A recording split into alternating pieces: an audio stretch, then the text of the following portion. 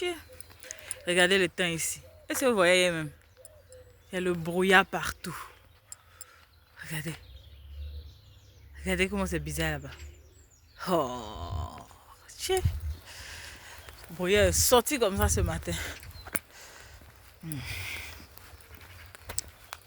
Bonjour, bonjour. J'espère que vous allez bien. Je pars pour mes 2 heures de marche. Ça fait du bien de marcher. Hein. Ça donne aussi mal aux pieds souvent. Mais ça fait du bien. Ça améliore la qualité du sommeil. Je voulais qu'on parle d'un sujet, les filles. Je voulais vous sensibiliser à aimer le travail.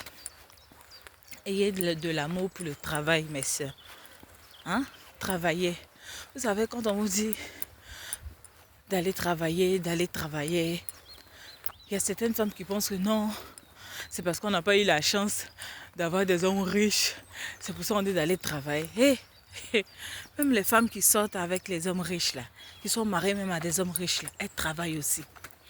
Parce que le travail pour la femme, ça permet d'avoir confiance en soi. Ça permet d'être digne en tant que femme. Le travail, ça permet à l'épanouissement de la femme. Vous savez, les femmes qui travaillent là, qui gagnent leur argent à la sueur de leur front, là, elles ne seront jamais pareilles aux femmes qui gagnent l'argent à la sueur de leurs fesses. En apparence, on a l'impression que celles qui gagnent l'argent à la sueur de leurs fesses, elles sont plus brillantes, elles shine plus, elles glow, elles sont plus épanouies. Ça, c'est en apparence. C'est en apparence, je vous le dis. Ça, c'est en apparence. Attendez, il y a une voiture qui arrive. Je me mets un peu à l'écart.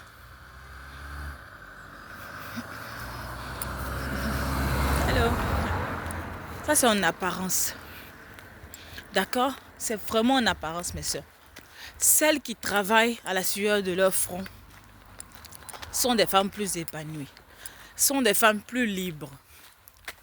Parce qu'elles ont cette satisfaction-là. Elles ont la dignité, elles sont dignes. Il y a une dignité à gagner son argent à la sueur de son front. Ça fait du bien. Tu es bien dans tes bottes. Ça te permet de garder tes valeurs. Ça te permet de garder tes standards que tu t'es fixés. Tu vois? Quand tu attends seulement l'argent des hommes pour pouvoir subvenir à tes besoins, tu deviens comme une esclave. Et tu es une esclave des temps modernes.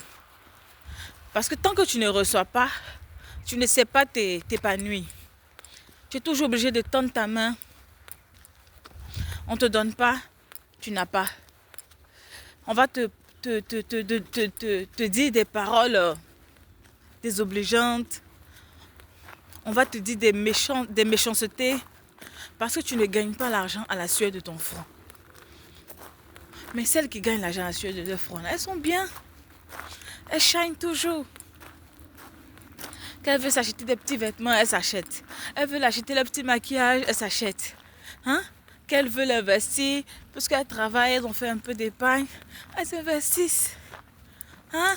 Elles s'achètent les petits clothes, les petites tenues. Elles sont toujours chic. Elles ont envie d'aller manger au restaurant, elles se lèvent toutes seules, elles y vont. Tranquille. Tranquille. Et puis celles qui travaillent là, on ne fait pas malin sur elles dans le foyer. Si, on ne fait pas malin. Elles sont respectées par leur mari. Vous connaissez la femme du proverbe 31? La femme du proverbe 31, elle est respectée par son mari. Celles qui travaillent, elles sont respectées par leur mari. Elles sont un soutien pour leur mari. Le mari savent que si c'est bizarre, j'ai ma femme qui travaille, qui saura me soutenir. Même si moi, le mari, je ne suis plus là demain, je peux mourir tranquille parce que je sais que ma femme, c'est une battante. C'est une travailleuse. Je sais que mes enfants ne mourront pas de faim. Je sais que ma femme n'ira pas là sur le trottoir pour essayer de subvenir aux besoins de mes enfants. Mais celles-là qui attendent toujours. Dès que le mari part, elles deviennent les tisas des amis du mari. Hein? Elles deviennent les tisas du patron du mari. Moi, je vous encourage, mes soeurs, allez travailler. Faites sortir vos CV si vous êtes des diplômés. Allez-y chercher un petit boulot. Si tu n'as pas de diplôme, va faire une petite formation. Maintenant, il y a tellement de formations. Tellement de formations. Il y a des formations en anglaiserie. Il y a de la formation en pâtisserie. Des formations en esthétique. Va faire une formation dans le domaine qui te plaît. Ok? Va faire une petite formation dans le domaine qui te plaît. Et ensuite, exerce ce métier-là. Va voir même une dame au quartier. Une tante, demande à...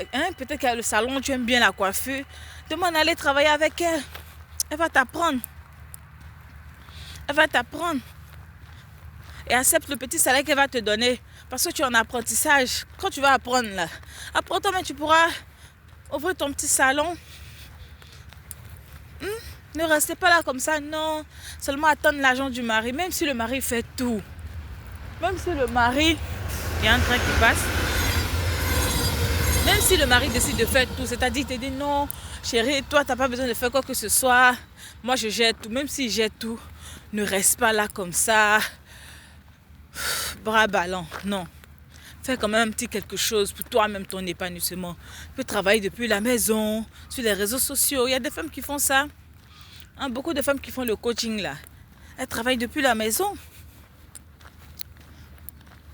Depuis la maison. Il faut travailler, mes soeurs. D'accord? Je vous encourage. Je vous encourage. Il faut travailler. Il y a un verset de la Bible, je ne sais plus c'est lequel. Mais on dit à celui qui en a, on en donnera. Quand tu travailles comme ça, et puis après tu as le mari qui vient dans ta vie, c'est la cerise sur le gâteau. C'est la cerise sur le gâteau. Mais quand tu ne travailles pas comme ça, c'est compliqué. Même si l'homme est fou, amoureux de toi, un jour il va te parler mal, ma soeur. Un jour, c'est pas un matin, c'est un le soir. Un jour, on va te dire des paroles ici, tu ne vas pas apprécier. Il faut te lever, il faut aller travailler. Une femme qui travaille là, sa maisonnée est toujours chic et propre. Les membres de sa maisonnée seront aussi toujours chic et propre. Quand une femme travaille comme ça là, tu vois pas sa maison, toujours décorée, toujours chic. Si elle a des enfants, les enfants sont toujours bien habillés, sont toujours propres. Si elle a des servantes, les servantes sont toujours propres. Tout le monde est chic, le mari même est chic. Quand elle rentre comme ça, elle regarde le garde-robe de son mari, c'est bizarre là. Elle enlève tout, elle jette tout ça là à la poubelle. Elle achète les nouveaux vêtements, elle met là. Ça c'est quand une femme travaille. Elle veut voir tous ceux qui sont à côté d'elle propres, chic. Elle prend soin. Mais quand tu ne travailles pas, tu peux faire tout ça. Tu ne peux pas faire ça. Toi, tu es obligé d'attendre le mari. Tu es obligé d'attendre le mari. Regarde, il y a eu les fêtes de fin d'année là. Les femmes qui travaillent là, elles ont acheté les vêtements pour leurs enfants. C'était déjà là, calé. Elles ont caché, elles ont attendu que le mari donne un peu d'argent. Quand le mari a donné l'argent, elles ont pris, se sont remboursées. Elles ont pris, se sont remboursées. Et regardez, le brouillard. Elles ont pris l'argent, là, elles se sont remboursées. Mais même si le mari n'avait pas donné, les enfants allaient être choqués quand même. Les enfants allaient être propres. Parce que elles travaillent. Elles travaillent. Mais toi, tu ne travailles pas. Tu es obligé de pleurer chaque fête. Tu es obligé de t'attendre à ce qu'on t'aide. Et c'est tout ça là qu'on ne veut plus. Même en tant que femme, quand tu sors souvent comme ça, là, tu vois un joli petit sac, ça te plaît, tu n'as pas l'argent. Si tu ne travailles pas, tu vas faire comment? Tu vas appeler ton mari, chérie, j'ai vu un sac là, s'il te plaît. C'est pour toi-même ton propre respect. S'il te plaît, il faut chercher de quoi faire. Bisous.